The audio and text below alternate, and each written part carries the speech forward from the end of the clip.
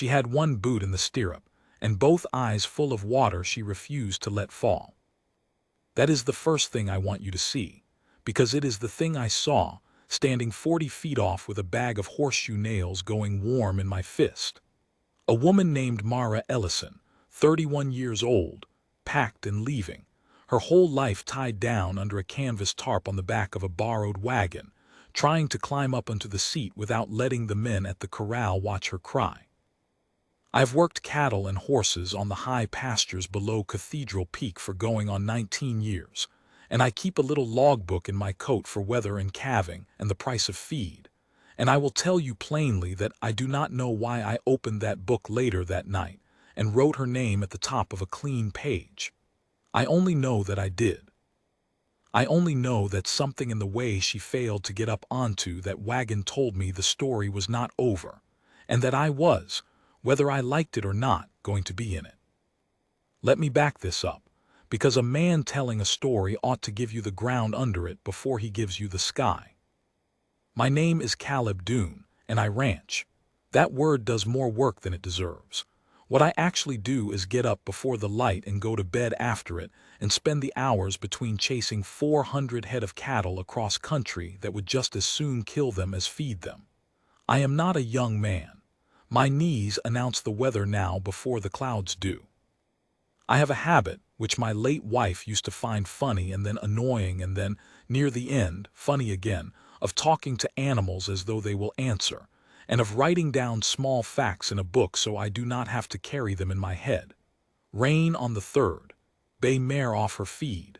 Fence down at the north draw. It is a way of keeping the world from getting too big to hold. I mention all this so you understand the kind of man who was standing there that morning.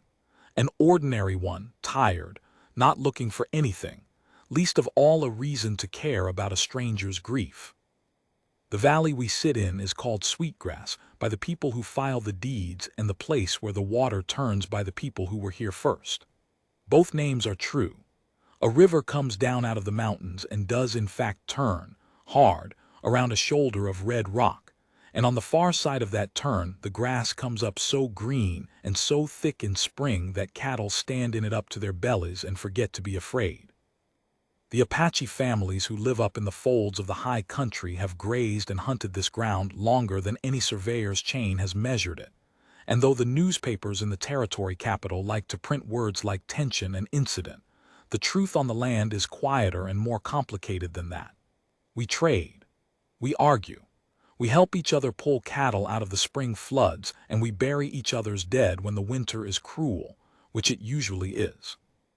There are men on both sides who would rather that were not so, and they make noise, and the noise travels farther than the trading does. That, too, is part of this story, though it took me a while to see how. Mara had come to Sweetgrass 2 years before, a school teacher from back east, following a husband who had followed a rumor of copper. The rumor turned out to be worth about as much as most rumors. The husband turned out to be worth less. He drank the little money they had, and then he drank the credit at the mercantile, and then, one morning in the second winter, he drank himself onto a horse and rode north into a storm and did not come back. And when the thaw gave him up in April, he was a mile from a lined shack he could have reached if he had been sober enough to see it. She had buried him with a preacher who charged her for the words and a gravedigger who charged her for the hole. And after that she had tried, God knows she had tried, to keep the little school going in the room behind the church. But a widow with no land and a dead man's debts is a thin thing in a place like this. The families who had children to teach could pay her in eggs and firewood and goodwill does not settle a store account. By that spring, the spring I am telling you about, the mercantile owner, a soft-handed man named Pruitt who smiled the way a knife shines, had called in what her husband owed, and the only thing she had that was worth the debt was the small claim of land her husband had left her, up against the mountain, worthless for farming, right in the middle of ground the Apache families used to move their horses through in the dry months. Pruitt wanted that claim. He had wanted it for a while. I did not know all of this the morning she was leaving. I pieced most of it together after, the way you piece together the tracks of an animal you never actually saw. What I knew that morning was only what I could see. A woman losing and losing quietly and getting no help from a corral full of men who found it easier to study their own boots. So I set down my nails. I want to be honest about what moved me, because I have listened to enough men make themselves the hero of their own stories to distrust the impulse in myself. It was not nobility. It was closer to shame. I saw those men not looking at her, and I recognized the not looking because I had done it myself 100 times at 100 small cruelties, telling myself it was not my business, that a man has enough trouble of his own. And I was tired of it. That is the whole of it. I walked over not because I was good, but because I was tired of being the kind of man who wasn't. "Ma'am," I said, and my voice came out rougher than I meant. "That harness strap's about to give. Let me." It was not about to give. It was fine. But it gave me a reason to put my hands on the wagon and my body between her and the corral, and she knew it was a lie, and she let me tell it. She stood back and pressed the heel of her hand once, hard, against her eye, and when she took it away her face was composed in the way a wall is composed after the crack has already run through it. "Thank you," she said, "but you needn't, it's holding." "Where are you headed?" I asked, pretending to work at a buckle that did not need me. "East, my sister's in Missouri." She said it the way you'd name a room you were about to be shut into. "There's nothing to keep here." I looked at the wagon then, really looked, the way I look at a field before I decide whether it'll take a plow. Everything she owned fit under one tarp with room to spare. A trunk, a crate of books, the spines worn pale, a rocking chair upside down with its runners in the air like a dead thing's legs, and tucked in beside the trunk, wrapped in a quilt so only its scrolled headstock showed, a fiddle. I do not know why the fiddle undid me. Maybe because a person selling out and running does not carry a thing they cannot eat unless it is the last thing tying them to who they used to be. Maybe because I had a fiddle once, and hands that used to know it, and a wife who used to dance. "Long way," I said, because I am not a clever man. "Yes," she agreed. And that was very nearly the end of it. That is the part I go cold to remember.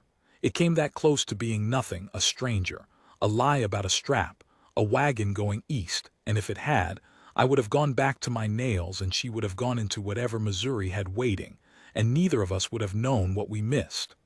Whole lives turn on the hinge of a single unremarkable minute, and the door mostly swings shut. This time it caught. It caught because of a boy. He came up the road at a walk, leading a spotted horse that was carrying more than a horse likes to carry, and he stopped a respectful distance off the way you do when you're not sure of your welcome. I knew him, or I knew of him. His name was Nate, though the town called him other things, and he was maybe 16, 17, that age where a boy's hands have already grown into a man's work, but his face hasn't caught the news yet. He was the son of a man I traded horses with, a man the Apache families up mountain looked to, named Goyal, though white men mangled it into gray when they bothered with it at all. The boy had his father's stillness. He stood there holding his horse's lead and waited to be seen, and there was in the way he waited a patience that most grown men never learn and most never need to. "I'm looking for the teacher," he said to me, because I was the one looking at him. His English was careful and good, better than mine on my best day. They said in the town she was leaving today. Mara went still. "I'm the teacher," she said. The boy looked at her, and something crossed his face, relief, and under it something more careful, the look of someone who has ridden a long way on a small hope and is afraid to find it gone. He reached into the front of his shirt and drew out a paper folded many times, folded so often it had gone soft as cloth. And he held it out across the space between them like an offering he wasn't sure he was allowed to make.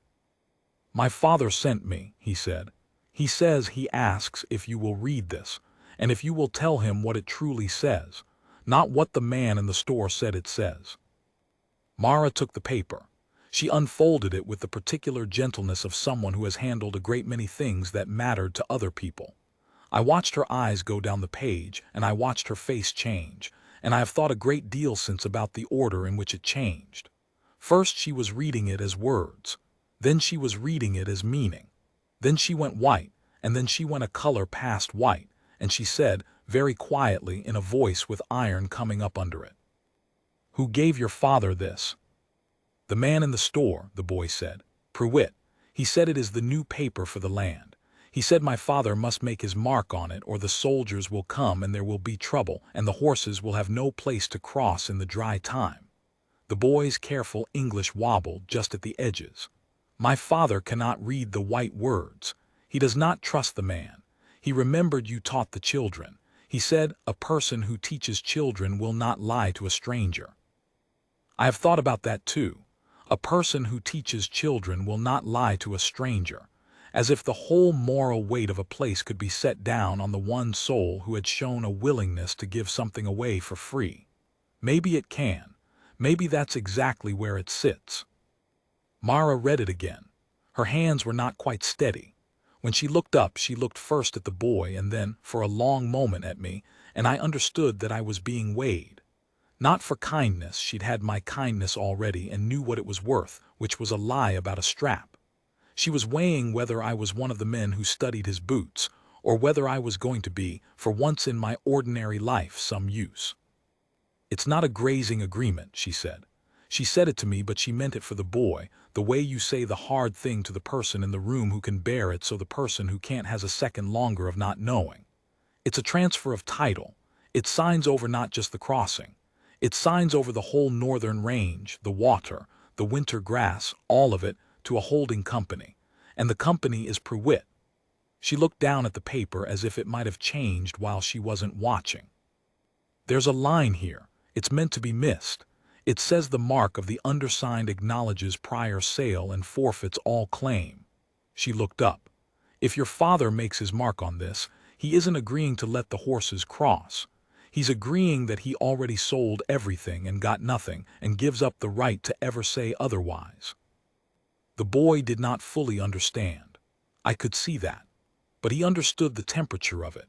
He understood that a woman who had been about to climb onto a wagon and vanish had instead gone pale and gone hard, and that whatever the paper was, it was not what the man in the store had said, and his father had been right not to trust it, and had been right to send him down the mountain on a hope.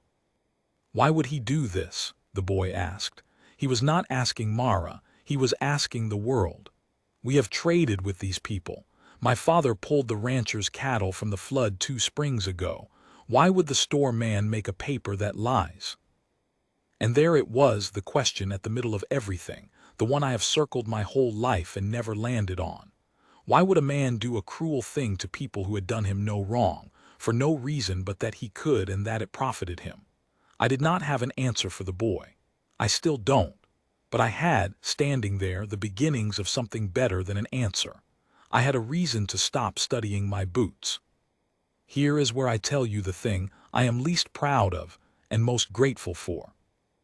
Mara handed the paper back to the boy and said, "Tell your father not to sign it. Tell him whatever they threaten not to sign it. And tell him," and here she stopped, and I watched the words she'd been about to say pile up behind her teeth, and I watched her not say them because they were words about herself getting on a wagon and riding away from a fight that was, by rights, none of her business. She was leaving. She had every reason to leave. She had buried a husband and a school and 2 years of trying, and the town had let her go the way you let go of a rope that's burning your hands, and no one on this earth would have blamed her for climbing up onto that seat and pointing the wagon east. She climbed up onto the seat. I want to be clear because I have made her sound like something she would have hated being made to sound like. She was not a saint. She got up on that wagon. She took up the reins. She was going to go. The boy stood there holding his soft-worn paper and his father's hope, and she was going to go, and it would have been the same thing, the survivable thing, and I said nothing to stop her because who was I to ask a broke and grieving woman to stand between a rich man and the thing he wanted? She got the wagon turned. The horses leaned into it. The wheels came unstuck from the mud with that sucking sound they make, and the whole rig rolled forward 3 feet, 4, and the boy stepped back out of the road to let her pass, and lifted his hand not to stop her, just to say a thing his people say. A small blessing for someone leaving, which I thought later was about the most gracious thing I ever saw a person do to someone who was abandoning them. And Mara Ellison hauled back on the reins, so hard the near horse threw its head and nearly sat down. She sat there a moment with the wagon stopped and the town watching and her jaw working. Then she wrapped the reins around the brake and climbed down, slower than she'd climbed up, like the ground was farther away than it had been, and she walked over to the boy and she said, "What's your name?" "Nate," he said. "Nate." She said it right the first time, which I did not for weeks. "I'm not going to Missouri today. I'm going to write your father a letter he can carry into any courthouse in this territory, and I'm going to sign my name to it as the person who read this paper aloud, so that when the store man says a stranger must have lied, there's a stranger with a name who'll stand up and say she did no such thing." She looked at the wagon, at everything she owned tied down under a tarp, at the fiddle wrapped in a quilt. "And I suppose I'll need somewhere to sleep, since I've just decided not to leave." That was when I heard myself say it. I did not decide to say it. It came up out of me the way the truth sometimes does, ahead of the part of you that weighs things. "There's a bunkhouse room at my place," I said. "Nobody in it. You'd earn your keep. I've got books need sorting and a girl of my own who never learned her letters proper because her mother got sick and I got useless." That last part was more than I'd meant to give away. My daughter, Ruth, was 11 and could ride anything with 4 legs and could not read past the front page of the almanac, and I had been ashamed of that for 2 years and had told exactly no one. It fell out of me right there in the road in front of the whole town, and Mara caught it, the way she caught everything, and something in her face gentled. "Your girl," she said. "How old?"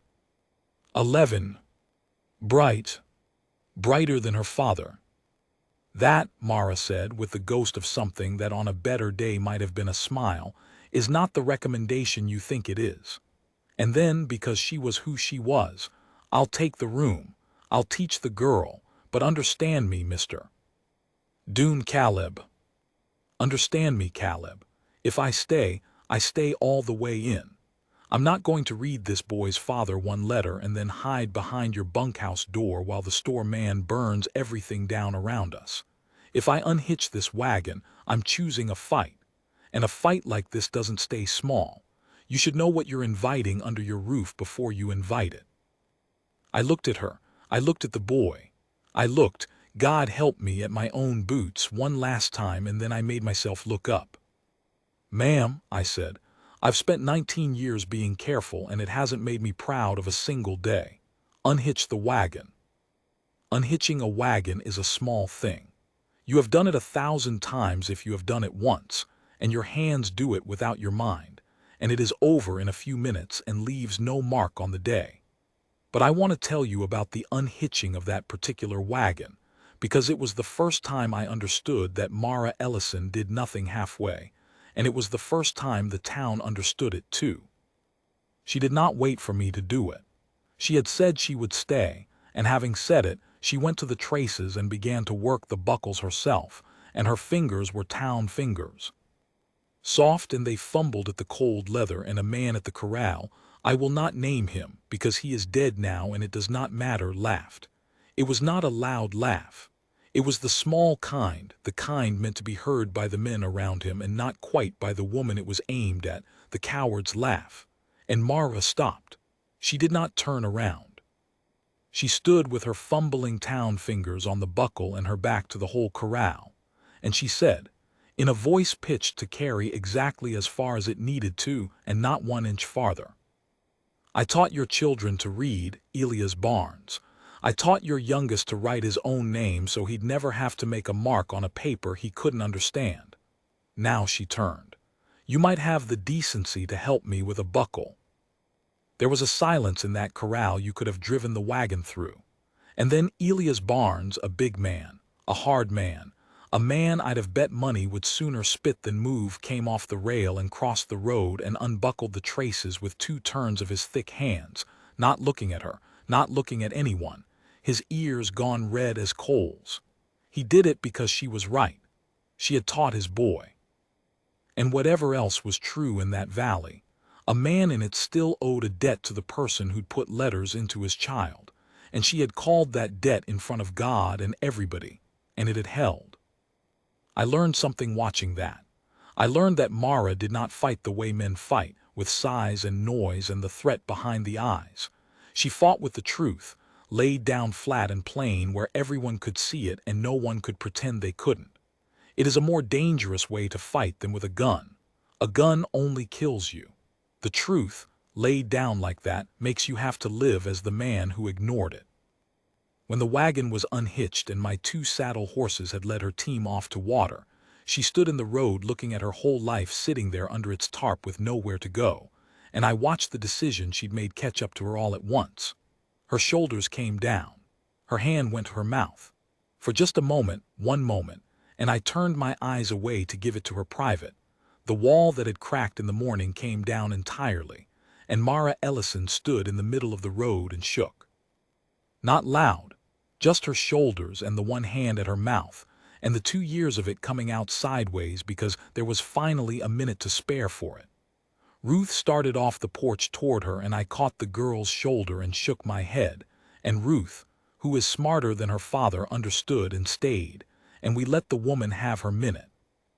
When it passed, she wiped her face with the flat of both hands, brisk, the way you'd wipe a slate, and she turned and saw us watching and did not apologize for any of it, which is the thing I respected most. "Right," she said, "which of these is the bunkhouse?" That first supper is a thing I keep folded up and soft as the boys' paper, and I take it out sometimes on cold nights. I am not much of a cook. Since my wife died, I had fed Ruth and myself on beans and biscuit, and whatever the season gave up, and we had eaten it in a silence that I had told myself was peaceful and had known, in the deep down place where a man keeps the truths he can't afford, was just grief with a fork in it. But that night there was a 3rd chair filled, and the teacher, who could not cook either as it turned out, at least could talk, and did, and asked Ruth questions, real ones. Not the kind grown people ask children to be polite, but real ones, about the horses and the mountain and which of the barn cats was the cleverest and why, and Ruth, who had gone quiet as a held breath for 2 years, answered, and then asked questions back. And then, near the end, when the lamp was low and the beans were gone, Ruth said, out of nowhere, in the voice of a child testing whether the world is safe enough to say a true thing in, "My mama could read.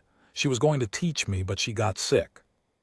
And Mara, who did not flinch, who did not fill the silence with the useless soft things that people say, only looked at my daughter across the low lamp and said, "Then we'll finish what she started. And when you can read anything you like, you can read it to your papa, because between you and me, I don't think he practices near enough." Ruth laughed. I have said already what that laugh did to me. I will not say it again except to say that I got up to fetch more water we did not need so that I could stand in the dark by the pump for a minute with my face where no one could read it. The water remembers where it turns. I did not know the words yet that night, but I was turning. We all were. That is most of what happened in the road. There's a little more, and then I'll let this first part rest, because a story like this one you have to let breathe or it dies in your hands. The boy Nate rode back up the mountain that afternoon carrying 2 things. The letter Mara wrote out at my kitchen table in a clean, schoolteacher's hand, and a jar of my late wife's plum preserves that Ruth pressed on him without a word, because Ruth had watched the whole thing from the porch with her sharp eyes and had come to her own 11-year-old conclusions about who the good people were. The boy took the preserves like they were made of glass. At the gate he turned his spotted horse and looked back at the 3 of us standing there, me and the teacher and the girl, and he said something in his own language low, and I asked Mara later what it meant, and she said she'd asked him too, and he'd told her it was a thing his father said, and it meant, roughly, the water remembers where it turns. I have turned that over a great many nights since. The water remembers where it turns. I think it means that a thing that changes course does not forget the place it changed. I think it means that a life can bend hard around a shoulder of rock it never expected, and the bending becomes part of what the water is forever after downstream. I think the boy knew, better than I did, what had just happened in that road. A woman had turned. And the whole valley was going to be different water because of it, though we could not yet see how far downstream the difference would run, or what it would cost to get there. That night I opened my logbook. Rain on the 3rd, it said in my own bad hand. Bay mare off her feed. Fence down at the north draw. Small facts to keep the world from getting too big to hold. I turned to a clean page. I sat there a long time with the pencil not moving. Down the hall I could hear a lamp still burning and the low murmur of the teacher's voice, and under it the halting voice of my daughter reading out loud, slow, sounding out a word, getting it wrong, trying again, getting it right, and then a small sound I had not heard in that house in 2 years, which was Ruth laughing, delighted with herself, delighted to be seen learning. I wrote one line at the top of the clean page. I wrote, Mara Ellison stayed. And then, because I am not a clever man, but I am, when it counts, an honest one, I wrote the truer thing underneath. I wrote, God help us all, she stayed. I did not yet know about the men Pruitt would send. I did not know about the fire, or the thing that happened at the crossing in the dry month, or the long cold ride I would take up the mountain with the boy Nate when everything the teacher had warned me about came true at once. I did not know that the smallest, softest thing in that wagon, the fiddle wrapped in a quilt, would end up mattering more than any rifle in the valley. I only knew what my logbook knew. She stayed, and nothing was ever the same water again. The barn was already burning when I got the door open, and the first thing I thought, God forgive me, because a man ought to think of the animals first, and I did not. The first thing I thought was, the fiddle. That is how I know the teacher had gotten inside me by then. 6 weeks she'd been under my roof, and somewhere in those 6 weeks the smell of smoke in the middle of the night had stopped meaning my cattle and my livelihood, and started meaning a thing wrapped in a quilt in the corner of a bunkhouse room, and a woman who slept light and would already be moving. I want to tell this part carefully. It is the part where it stopped being a story about a paper, and started being a story about how far a man like Pruitt would go, and how far the rest of us would go to stand in his way. But first I have to tell you about the 6 weeks, because you cannot understand the fire without them. Mara taught. That was the shape the weeks took. She taught my Ruth in the mornings at the kitchen table, letters and sums, and when the letters and sums were done, the names of things, the Latin names of the plants that grew along the river, the names of the stars that wheeled over the mountain, the name of the peak itself in 3 languages, because Mara held that a child who knew a thing by 3 names could never quite be lied to about it in 1. And in the afternoons, 2 and 3 times a week, the boy Nate came down the mountain, and Mara taught him too. That had not been the arrangement. The arrangement had been a letter, 1 letter, carried up the mountain to his father. But the boy had come back a few days later with a question about a word in the letter, and Mara had answered it, and the answer had raised another question, and somewhere in the questions it had become clear that Nate wanted, with a hunger I recognized because I had seen it in my own daughter, to read. Not just to read the white man's papers so they could not be used against his people, though that too, and he was honest about that too, but to read, to hold the trick of it in his own hands. His father had sent him to learn the enemy's weapon. The boy had discovered in the learning that it was not only a weapon, and the discovery was working on him the way water works on stone. So Mara taught him. At my kitchen table, beside my daughter, an Apache boy and a rancher's girl bent over the same primer, and I would come in from the cold at midday and find the 3 of them there and stand in the door a minute before they noticed me. And I will tell you plainly that in 19 years of trying to build something that would last on that hard ground, I never built anything I was prouder of than the sight of that table. The town noticed. Of course the town noticed. A valley like ours has eyes in every window and a tongue in every doorway, and the sight of the widow schoolteacher taking an Apache boy under her wing, teaching him, feeding him at a white man's table, sending him home with preserves, traveled up and down Sweetgrass faster than a grass fire. Some of it traveled kind. Old Mrs. Twohig, who ran the boarding house and had buried 3 husbands and feared nothing left alive, sent up a second primer with her compliments. But some of it traveled the other way and gathered, and went to ground in the places where the mean things in a town go to ground and wait. And all of it came, sooner or later, back to Pruitt.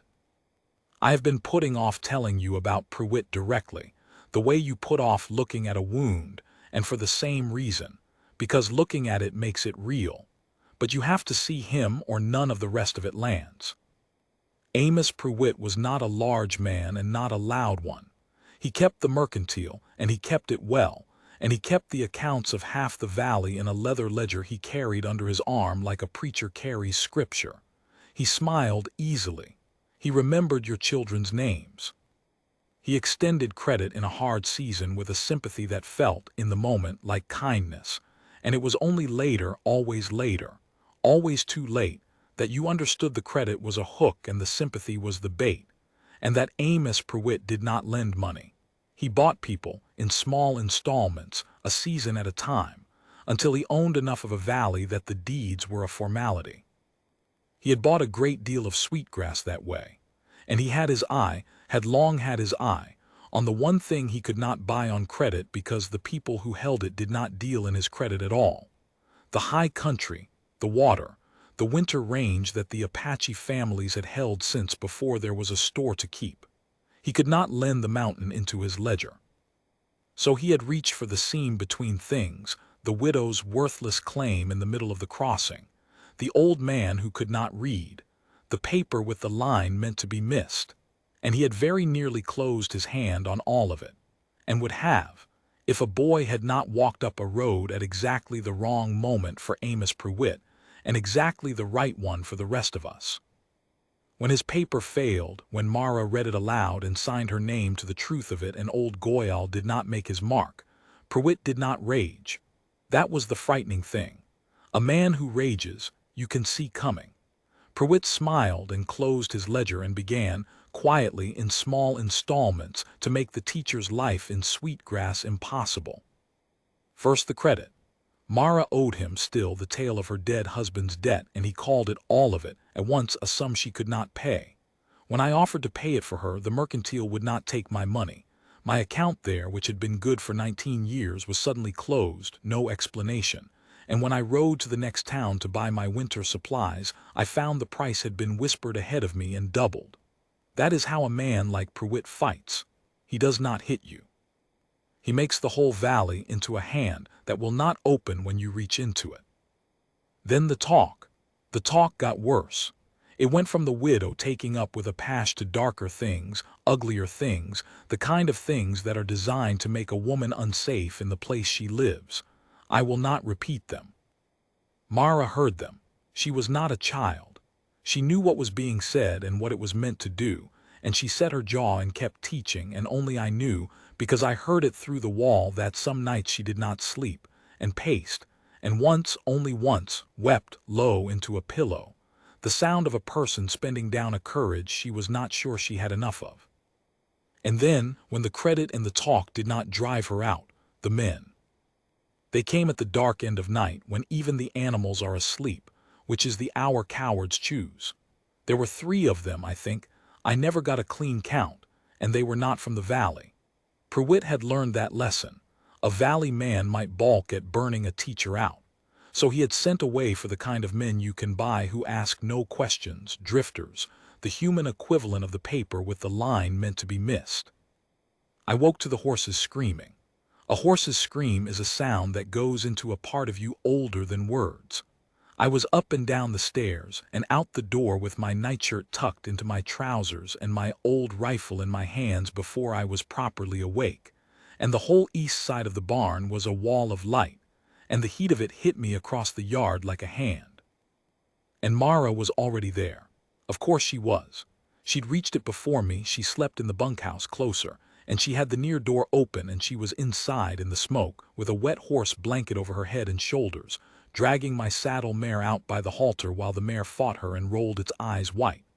I have never in my life seen anything braver or more foolish, and I have seen men do brave and foolish things under fire.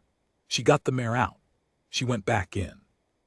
I screamed at her not to. I heard my own voice crack on it, and she went back in anyway into the burning barn, and came out the second time leading the boy's spotted horse, which had been stabled with us that week, because Nate had ridden down for 2 days of lessons and stayed over on account of the weather. That is when I understood how foreign she was. Not the teaching, not the letter. This, that she would go twice into fire for that boy's horse because it was that boy's and the boy was hers now, the way Ruth was mine, the way you do not choose these things so much as wake up one day and find they have chosen you. The barn we lost. There was no saving it. There was only saving what breathed. We got the animals out, everyone, though the mare's tail was singed to the dock, and the spotted horse would carry a burned scar on its shoulder for the rest of its life, a pale patch in the spots, a mark like a thumbprint. We stood in the yard, the three of us, me and Mara and Ruth in her nightgown clutching a barn cat that had refused to be left, and we watched 19 years of my hay and my harness and my father's tools go up into a column of sparks that you could see. I later learned from the town and from the mountain, from both the places that had opinions about us. And in the red light of it I looked at Mara, and her face was black with smoke and her eyebrows were half gone, and there was a fury in her I had not seen before, a clean, cold fury. And she said, not to me, to the fire, to the men who'd said it and gone, "He thinks this will make me leave." She turned and looked at me, and the firelight was in her eyes, and I have never forgotten what she said next, because it was the exact moment the story turned again, harder than the first time, around a rock none of us had seen coming. "It won't, but it might make me do something I'll have to answer for.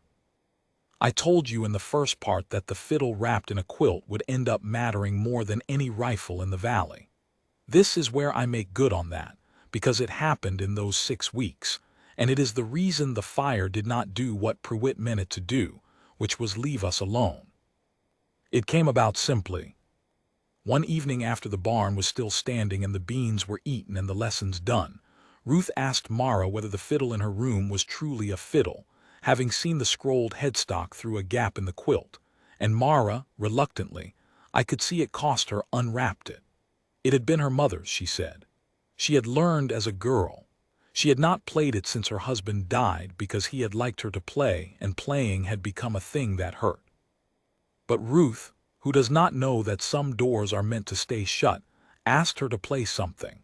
Just one thing, please, and Mara looked at my daughter's face and could not say no, and she tuned it there at the kitchen table, wincing at the sound of the strings after so long, and then she played. I do not have the words for music. That is the one thing my logbook has never held. I have tried and the words come out wrong. I can only tell you what it did. She played something slow first, an old sad air, and then, seeing Ruth's face fall, she shook her head at herself and swung into something quick and bright, a reel, a dance tune, and her foot came up and tapped the floor without her meaning it to. And the 2 years of grief that had lived in that house got up off the furniture where it had been sitting so long and went, for the length of a reel, out the door. Ruth danced, badly, gloriously, an 11-year-old with no idea how, spinning her nightgown out around her, and I sat in my chair and did not fetch water I didn't need this time. I stayed, and I watched, and something in my chest that had been closed since my wife's last winter came open with a sound I felt more than heard. After that the fiddle was not wrapped up anymore. And here is the thing that mattered. Word of it got out, the way everything got out. And people came. Not many at first, old Mrs. Twohig, the Barnes family whose boy Mara had taught his name, a homesteader and his wife from the far draw who hadn't heard music since the last wedding 2 years gone. They came up to the ranch on a Saturday evening, shy, bringing a pie or a jug, and Mara played, and Nate was there. The boy was often there by then. And it turned out he had a wooden flute, a cording flute his father had made him, and he was too shy to play it in front of white folks until Ruth, who feared nothing, made him, and then he did. And Mara found the key he was in and followed him, a schoolteacher's fiddle and a mountain boy's flute. And the two tunes that had never met before met in my kitchen and got along. You cannot burn that. That is what Pruitt never understood for all his ledgers. He could burn a barn. He could close an account and poison a price and send a whisper up and down the valley. But he could not burn the thing that had started happening on Saturday evenings at my ranch, which was that people who had been taught to fear each other were standing in the same room while a widow's fiddle and a boy's flute made a thing together that neither could make alone. Every family that came up that hill and heard it was one family harder for Pruitt to turn against us. The music was doing, slowly, sideways, without anyone planning it, the thing that no letter and no deed could do. It was making us into a we. That is why he sent the men. I understood it only after. The fire was not really about the claim in the end. The claim was arithmetic. Pruitt could have found other ways at the arithmetic. The fire was about the music. It was about the fact that the widow he'd meant to grind quietly out of the valley was instead, every Saturday, gathering the valley into her kitchen and teaching it to like the sound of its own piece. That was intolerable to him. A beaten woman he could use. A woman making a community he could not, so he tried to burn it down. And on the morning after the fire, before the ashes were cold, old Mrs. Twohig drove her buggy up my scorched lane with a wagon behind her, and in the wagon was lumber, good milled lumber, from her own stores, and behind her came the Barnes family, and the homesteader from the far draw. And by noon there were 14 people in my yard who had come, unasked, to help raise a new barn, because the fire that was meant to drive Mara out had instead shown the valley. In one column of sparks visible for miles, exactly who its enemy was. There is one more thing from the 6 weeks I have to set down before the dry month, because it is about Nate, and this is as much his story as anyone's, though the town would never have called it that. The boy was changing. I watched it happen the way you watch a season change. You can't catch the day it turns, only notice after that it has. He'd come down the mountain the first time a messenger, a son doing an errand, carrying his father's suspicion like a shield. 6 weeks on he was something else. He could read real reading, whole pages, and I'd catch him some afternoons gone still over one of Mara's worn books, his lips not even moving anymore, just his eyes traveling and his face doing the small private things a face does when it's somewhere else entirely. Mara had done that. She'd handed him a door of a different kind than the one on the mountain, and he'd walked through it, and I do not think he could have walked back out again if he'd tried. But it cost him. That's the part the town would never have understood, being too busy being afraid of him to wonder what it was like to be him. He told me once, on the porch, in the flat, careful voice he used for the hardest things, that some of the older men on the mountain did not like how much time he spent down below, that they said the teacher was making him white, that his father defended him but was troubled, and that he, Nate, did not know how to explain to them that he did not feel white. He felt like more of himself, like the reading had not taken anything of his away but only given him a second pair of eyes to see it with. He did not have the words for it in his own language, he said, because the thing was new and the new things do not have words yet. He'd looked at me. You understand. And I did a little because I had watched my daughter's face over that same primer, and I had felt the same joy and the same fear, the joy of watching a child's world get bigger, the fear of watching them grow into a world you can no longer entirely follow them into. I understand, I told him. It's the same for me and Ruth. She's going places I can't. That's what it's supposed to feel like. That's the whole hope of the thing. The boy thought about that a long time. Then he nodded, once, the way his father nodded, and I understood I'd been given something, trust, maybe, or the beginning of it. So when I say I rode up that mountain with Nate, understand that I was not riding with a stranger.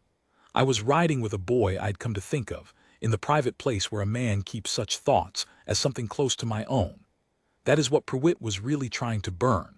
Not a barn, not a claim. A table where an Apache boy and a rancher's girl learned their letters side by side and grew, and made the two grown people who loved them into something they had not been before, which was kin.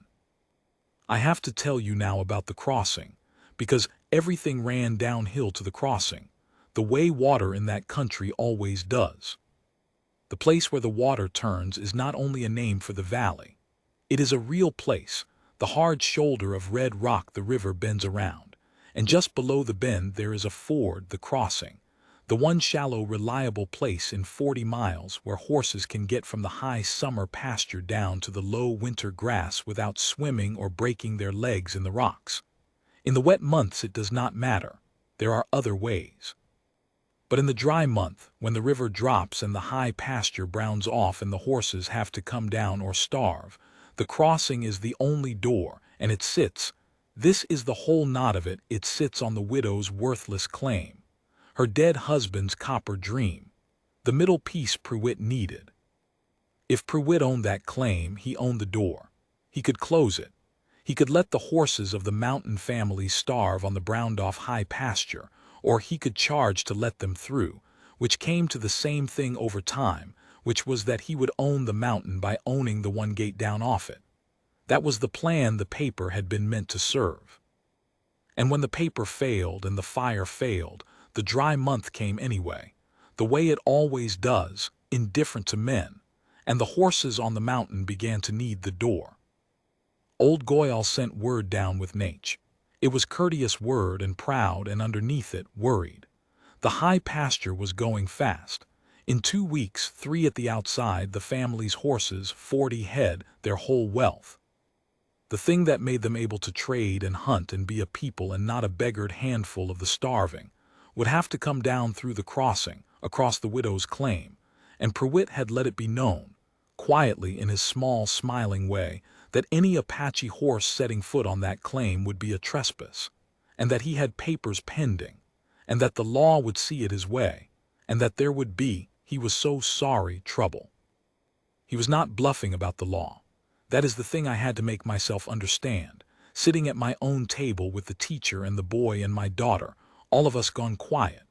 The law in the territory, such as it was, would very likely see it Pruitt's way, because Pruitt was white and paid taxes and kept a ledger, and the mountain families were, in the eyes of that law, barely people at all. Mara's letter, her signature, the truth laid down flat, it might hold in a court. It might. But the court was in the territory capital, 4 days' hard ride, and the dry month was 2 weeks out, and the horses could not wait for justice to finish its slow business. So it came down to a choice, and the choice was Mara's, because the claim was Mara's, her dead husband's, hers now, the one thing of value she owned in all the world, the copper dream that was worthless for copper but suddenly worth everything as a door. She could sell it to Pruitt. He'd pay well now quietly to end the trouble, and the money would carry her to Missouri and her sisters and a life, an actual life, out from under all of this. No one could have blamed her. She had been burned out. She had been slandered. She owed this valley nothing, and it had shown her its meanest face, and here at last was a door out for her, the same door she'd nearly taken 6 weeks before with one boot in the stirrup.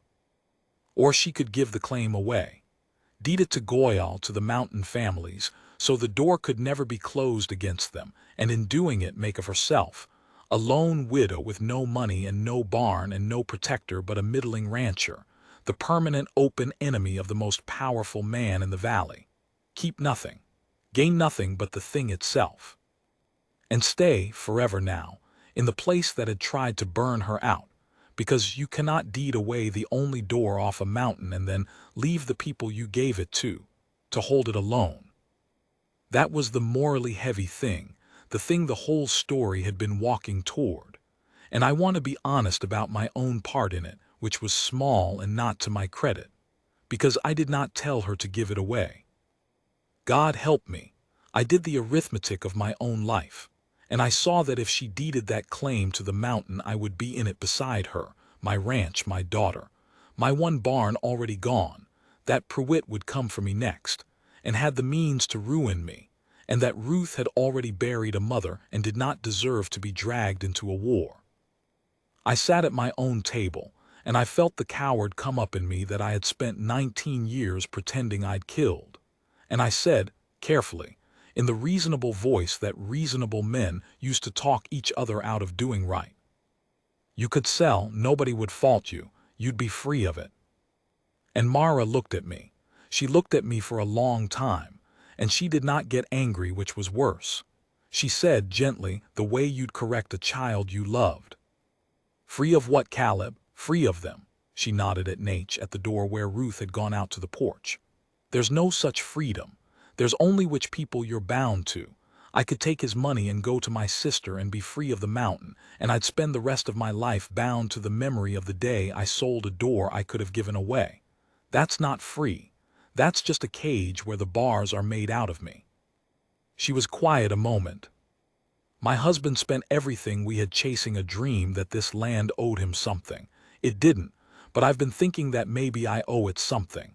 Not the copper, the other thing, the being here. She almost smiled. I read too much, but I'd rather answer for giving something away than spend one more year answering for keeping it. She decided.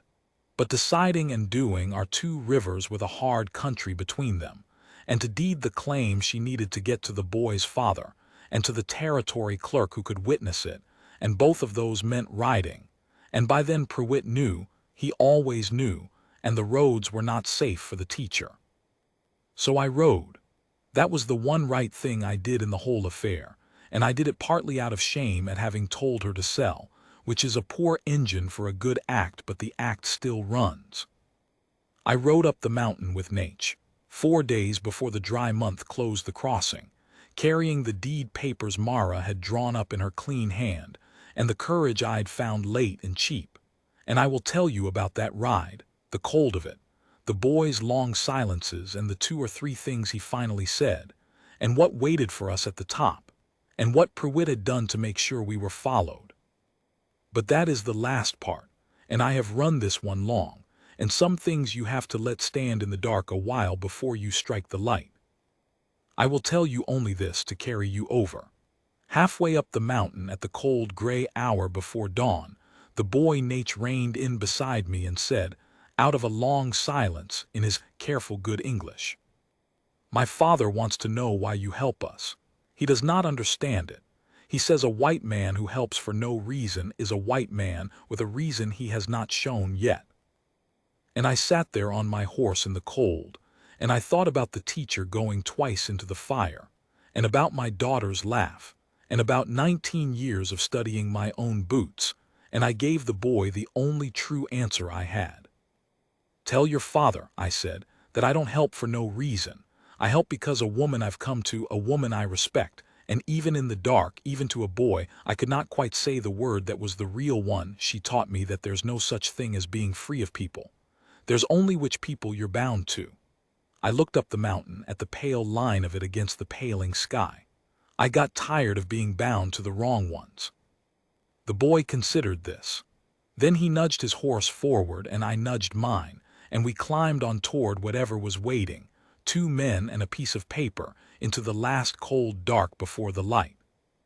We were followed onto the mountain, and I knew it, and I did not tell the boy, and that was the last cowardice I allowed myself in the whole of this, and I will answer for it here where I could not answer for it then. The dawn came up gray and then rose-colored over the shoulder of Cathedral Peak, and it was beautiful the way the high country is always beautiful and never kind. And somewhere below and behind us on the trail there were 2 riders keeping a careful half-mile back, and I had seen them at first light where the trees thinned, and I had said nothing, because I did not want the boy to do what a boy does, which is turn and face a thing before it is time. We had the deed to carry. That was the errand. Everything else could wait for the top. I want to finish this honestly. So I will tell you that I was afraid on that mountain in a way I had not been afraid since I was young. Not for myself, particularly. A man my age has made his peace with the general direction of things. I was afraid for the boy, and I was afraid for the paper in my coat, and underneath both of those, in the cold place, I was afraid for the woman we had left down in the valley, because I had come to understand that Pruitt's men had not all ridden up the mountain after us, and that some arithmetic I did not like was working itself out below while we climbed.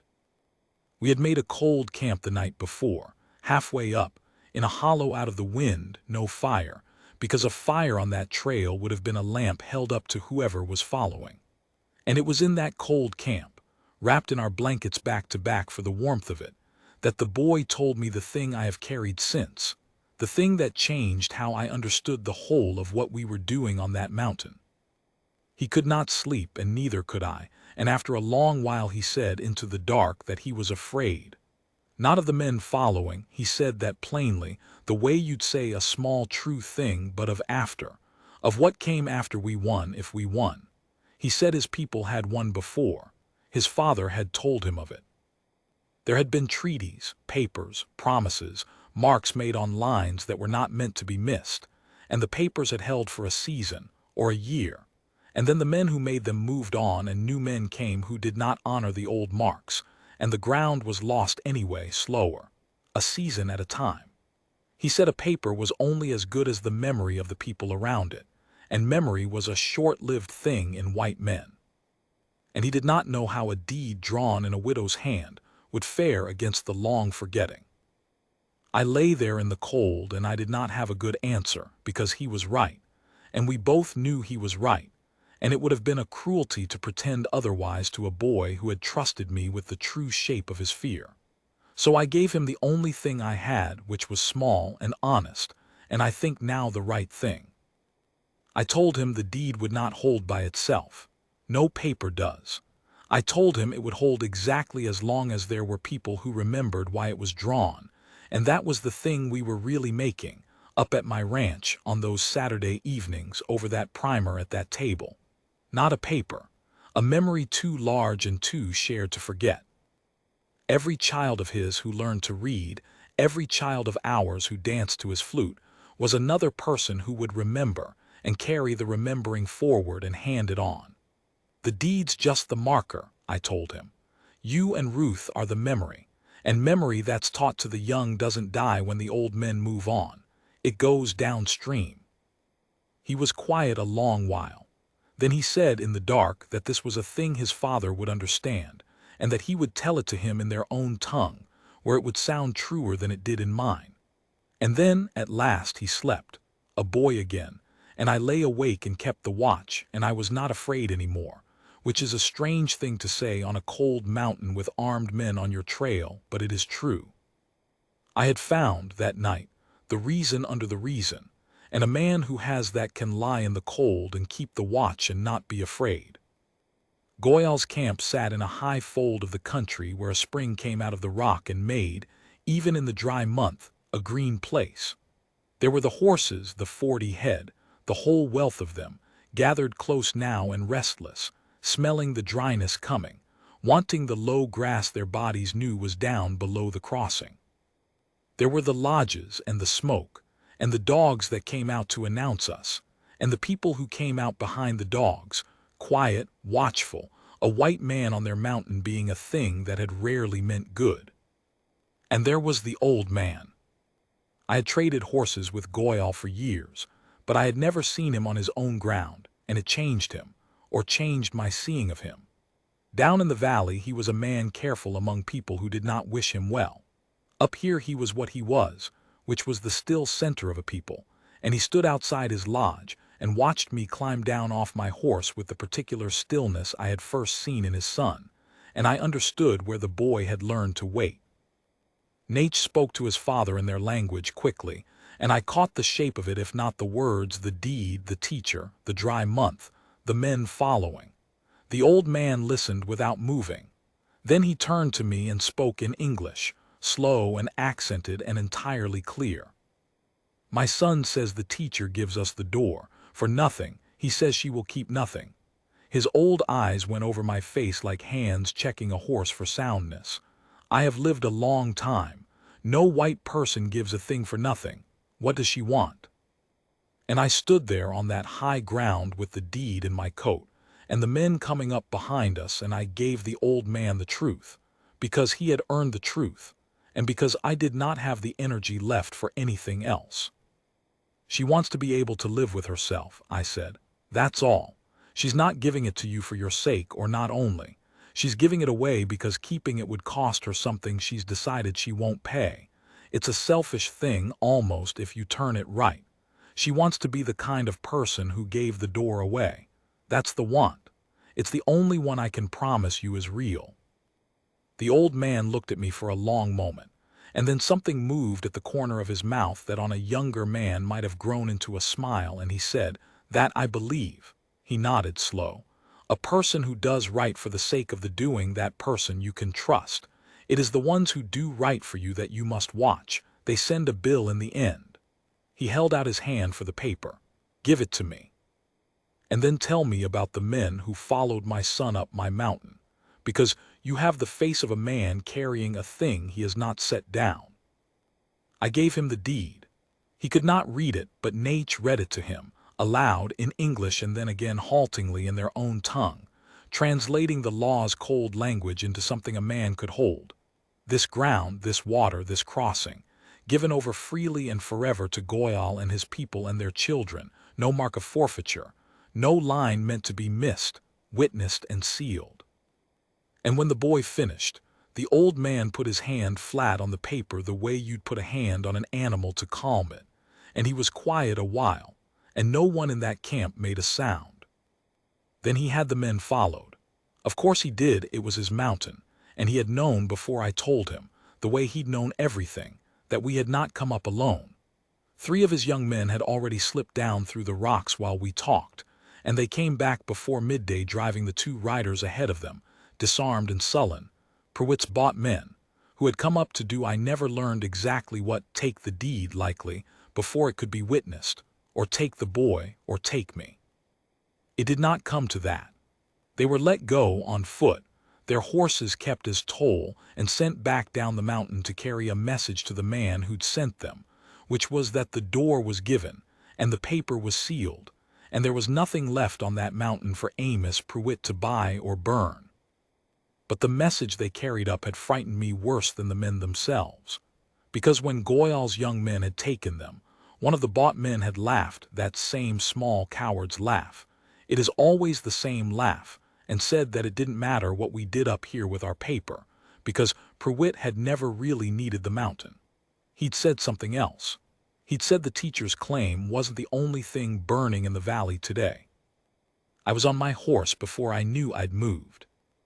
I will not pretend I remember the ride down clearly. It comes back to me in pieces, the way a fever comes back. The horse sliding on the scree. Nate beside me, he'd have it no other way, and I had no breath to argue, the 2 of us going down that mountain far faster than any sane man takes it, the deed done and sealed behind us and my whole mind gone ahead of us, down to the valley, to the ranch, to Ruth, to Mara, to whatever Pruitt's parting spite had set alight. Because that was the thing I understood too late, going down that mountain with my heart in my throat. I had thought the crossing was the prize. I had thought if we could just get the deed witnessed, we'd have won, the door would be open, the horses would come down, and Pruitt would fold his ledger and turn his cold attention to some other corner of the valley.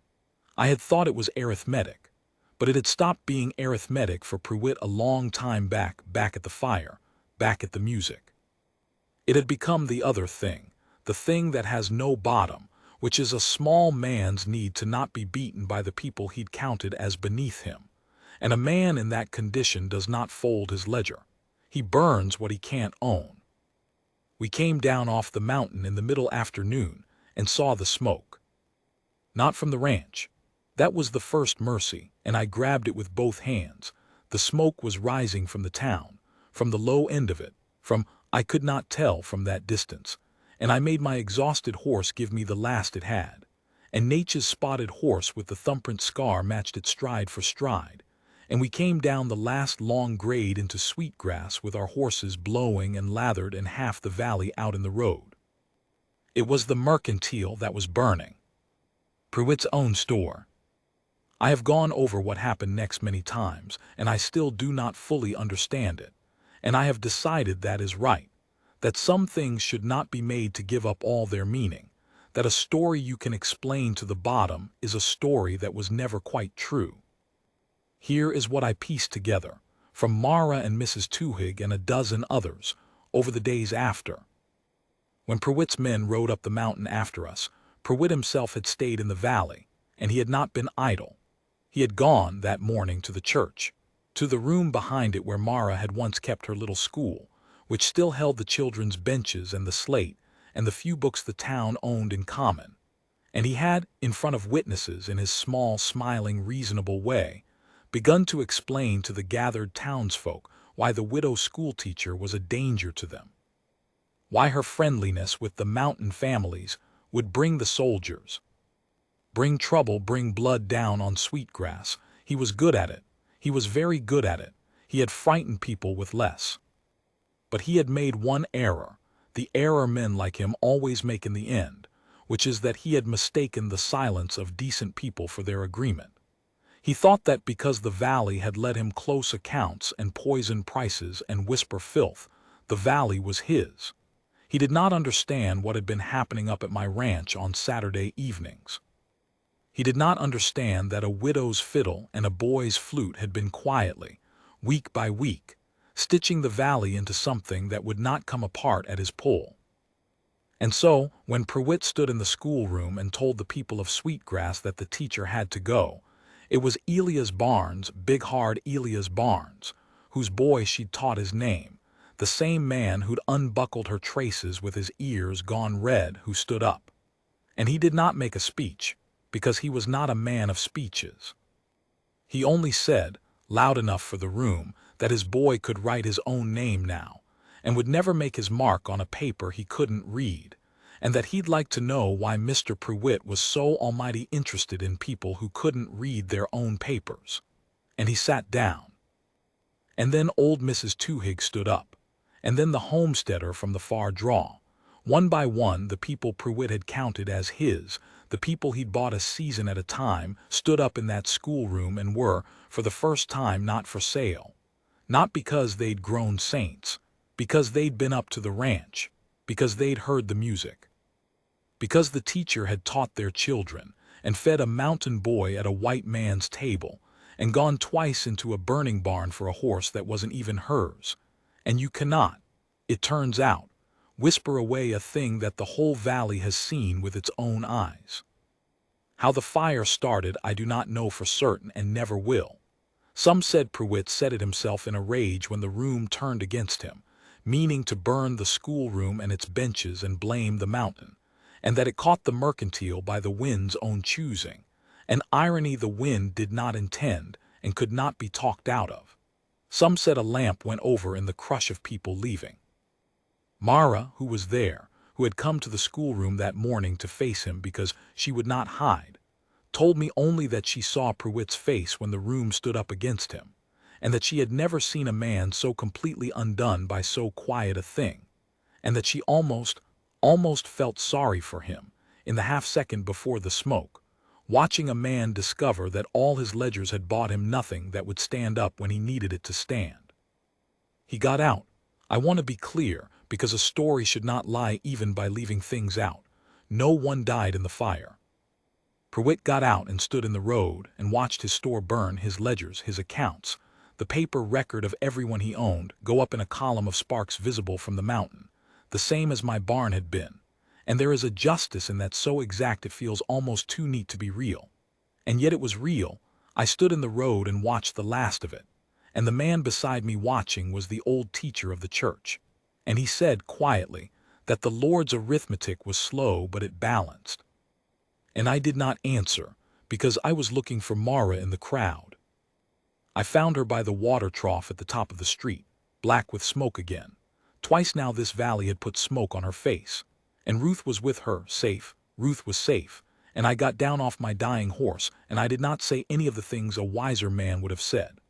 I did not say them because they were too large and I was too tired, and because the boy Nate was beside me and my daughter was in front of me, and there was smoke and noise and the whole valley churning in the road, and it was not the time.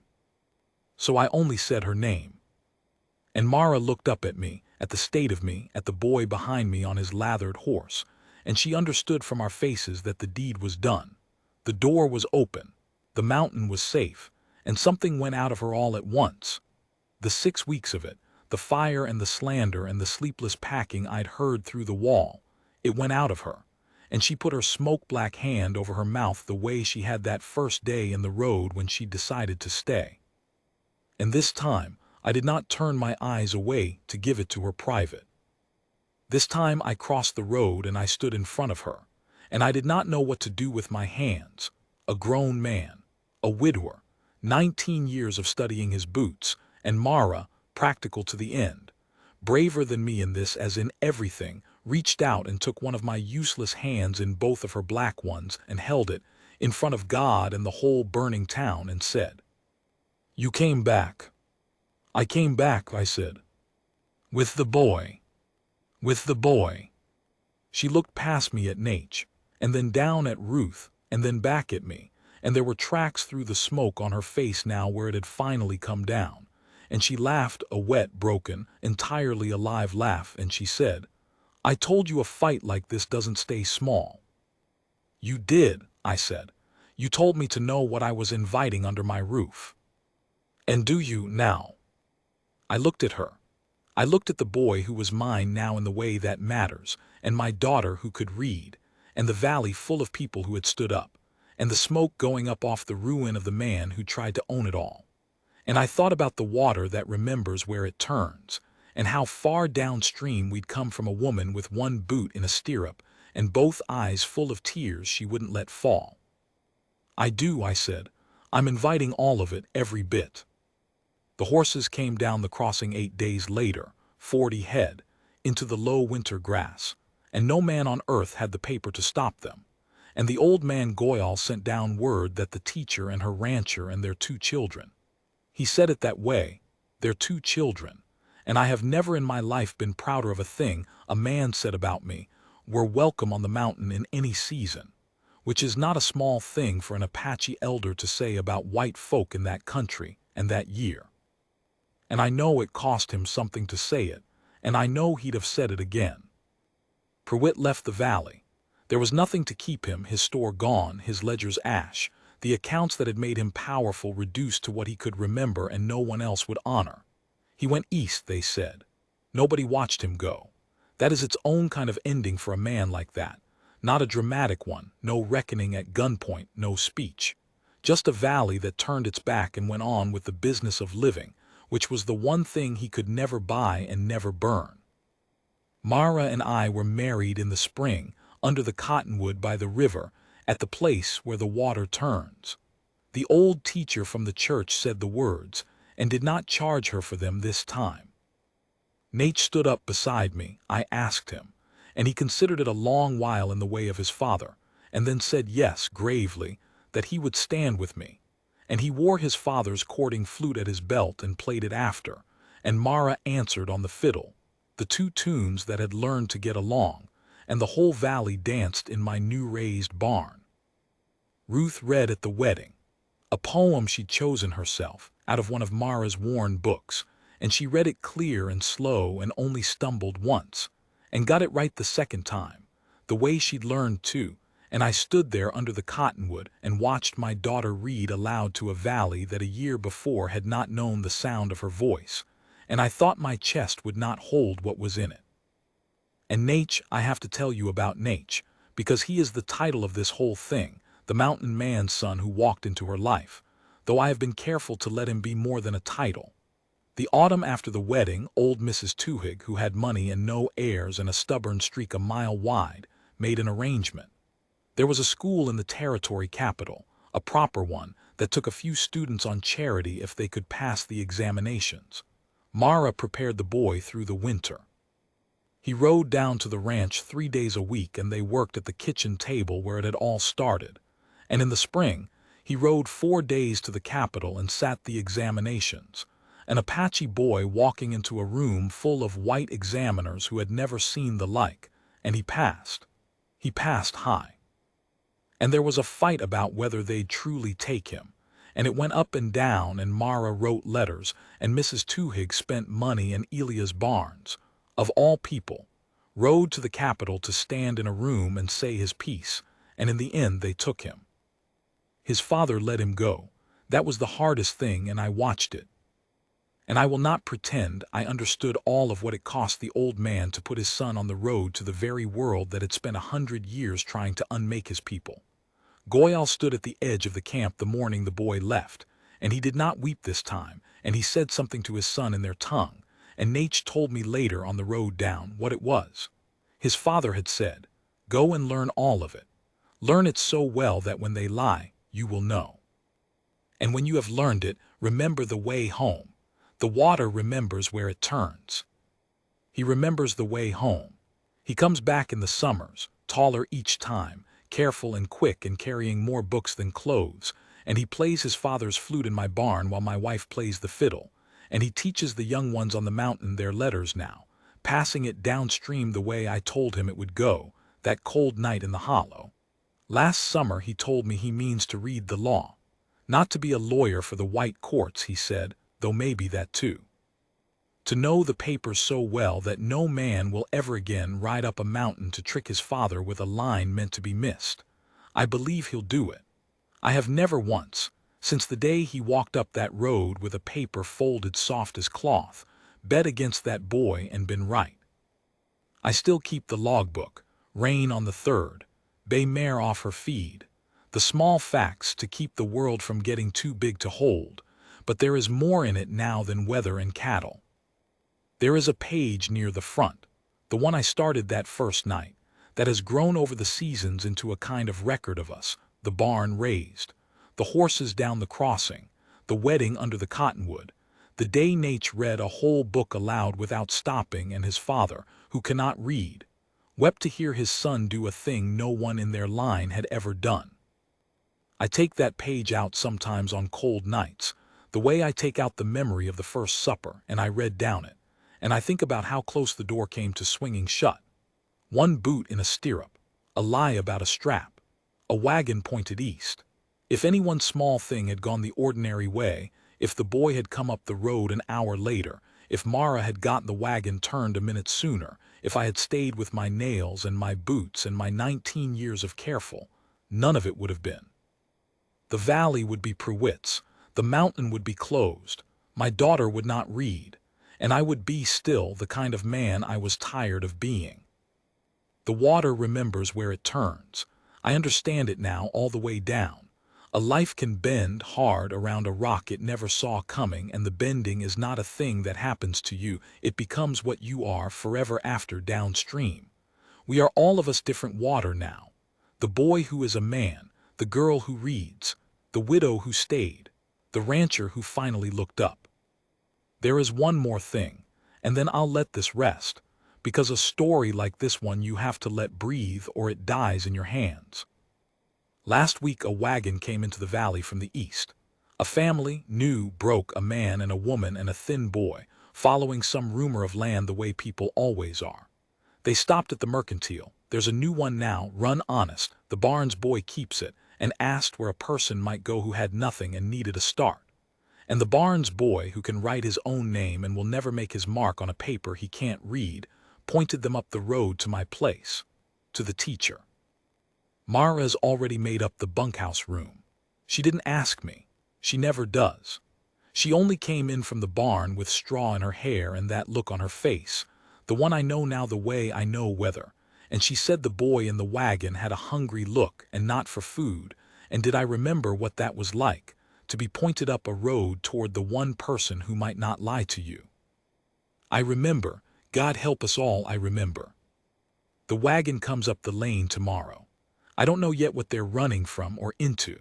I don't know what it'll cost or who'll come for us this time, because there's always someone in a valley in a life, the ones who'd rather the door stayed shut.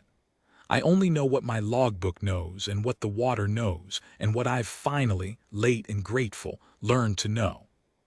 When someone stops at your place with both eyes full of tears, they won't let fall. You set down your nails.